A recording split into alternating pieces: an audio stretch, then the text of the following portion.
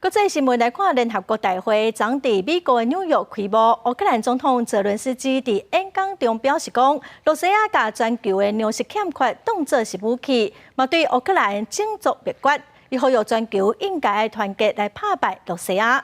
美国总统拜登是强调讲美国未甲中国断绝关系，会伫 AI、人工智慧甲气候变迁等议题做伙合作。乌克兰总统泽伦斯基19号伫联合国大会上发表演说，这是2022年2月俄罗斯全面入侵乌克兰以来，泽伦斯基头一摆亲自出席联合国大会。伫演说中，再次表示俄罗斯将全球欠粮食当作武器，也谴责俄国绑架乌克兰儿童，显然是整作灭绝的恶行。Weaponization must be restrained. War crimes must be punished. Deported people must come back home, and the occupier must return to their own land. We must be united to make it, and we'll do it. Slava Ukraini!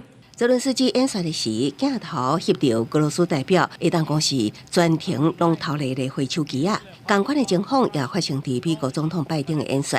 拜登呼吁全球领袖团结，向各国清楚传达美国并国未放任战争继续。拜登也提起人工智慧的前景甲气候变迁的威胁，就出说明，甲中国的关系并不是全部断绝，而是伫气风险的前提之下，伫重大的全球议题上，有关会当互相合作。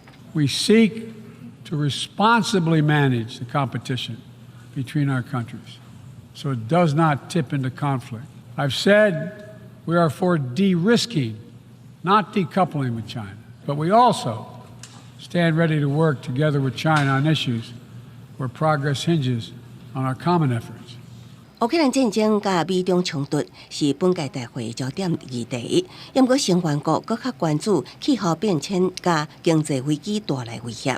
联合国秘书长古提瑞斯伊表示，伫个别的元首峰会上，各国领袖拢提出同款的烦恼，包括巴西、印度甲非洲各地在内的国家，到今也还未对俄乌战争表态，甚至加强甲各国的经济来往。公司新闻张淑芬编译。